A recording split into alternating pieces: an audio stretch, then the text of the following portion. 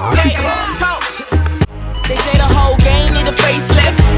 You can't put me on a checklist. What's up, Kate? Chillin', how you doing, man? Man, it's been a blessing, man. Yeah, definitely, man. The year's coming to an end and everything. Have your plans planned out like you know?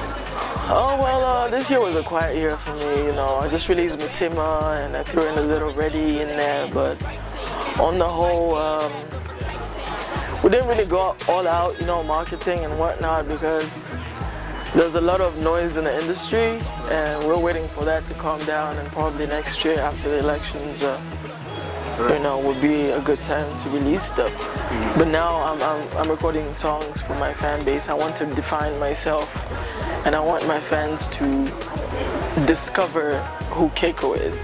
Not just making commercial tracks because you're trying to make an impression on the industry. I literally reached a level where there's nothing to prove. I have a fan following all over Africa, I have a fan base in East Africa, Kenya.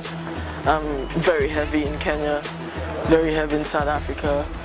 And you know, we're now moving to West Africa. So I think Uganda is a drop in the ocean. Of course it would be good to, you know, the thing is when you're hot here, it's hard to be hot outside. You know, most of the artists that are making it, quote, in Uganda literally stop in Uganda. You know, and I don't want to be that artist who's just making songs for the Ugandan market. I think the world is big and there's lots to see. Right. And speaking of that, I just saw you like when I sat down with Juliana a couple of months ago. She was like, if she was to do a super group in East Africa, you'd be one of them. How did that make you feel? I mean, me and Juliana go way back, you know. Right. I remember I wrote her verse for the keko remix. Right. You know, when we were working, when I just came out. You know, so I've always been a big fan of hers. So, and you know, they're saying real recognize real. You know, she's a fan, I'm a fan.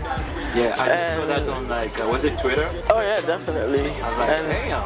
I would definitely join Juliana's group. I was just saying, you know, shorty be banging, man. Right. Yeah. Apparently, news coming back from Coke Studio is Juliana's songs are all on the album, you know, and they've all been top voted songs. Right. Not that I'm surprised, I definitely believe in the talent, and she's been underrated, and Uganda has always been too small for her, in my mind.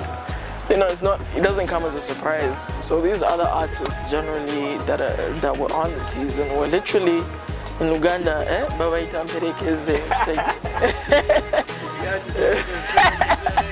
yeah, yo, you accompanying the bride, you understand? Yeah. So all this ranting, you know, you fronting like you're the biggest artist in Uganda, oh, in East Africa, oh, iconic this, iconic that. What are you talking of? Niggas ain't checking for your shit, nigga. You fell off. According to me, some of these niggas fell off like a long time ago. The thing is, they're still trying to hold on to the industry. Like they said, the whole game need a facelift, which is what exactly needs to be done, man. The whole industry, the whole game as a whole needs a whole facelift. We need a new face. We need a breath of fresh air, you know, to be able to breathe, you know. Right. Because there's a lot of people who can't sing, you know, that are just choking the industry and choking the talent. You know, there are very many talented dancers, but just because you're a dancer doesn't make you a musician, you understand? Right. I mean, you're fronting like you want to be Beyonce, but Beyonce can sing, you understand? You're fronting like you're a bad girl like Brenda Fassie, but oh, Brenda Fassie could blow. You understand? It's not like, oh, we just try and be Miley Cyrus or whatever. Like, wait a minute, even the kids don't dress like that. I move around this country and there ain't no kids wearing shorts and all this other stuff. Yeah. At the end of the day, such people, they're making music for the older generation. The young kids not really picking up on that stuff, you know. And it's our job as, you know, true artists to be an inspiration and be iconic. I would rather my song doesn't get rotation every day, you know, but have the respect. Right. You know, I think respect in music is will pay in the long run. You know, it doesn't pay now, here and now, hey, chirindi, let's make money or whatever. But in the long run, it does, you know, pay. That's what's happening with Juliana right now. She's timeless, you know, she's not... She would take like a year. Yeah, man, and that's the thing. You're not supposed to release music like you're selling drugs. Like, as soon as the drugs are done, you re-up and sell more drugs. You know, you're just suffocating the whole industry, and the whole industry needs a facelift, from right down from the promoters, you know, to the managers, to the, you know, people. We need to be educators, we need to be teachers, we need to teach the fan base what music should be. Right. You know, not just letting them take whatever is put out there for consumption. And you know, I mean, there's just lack of promotion.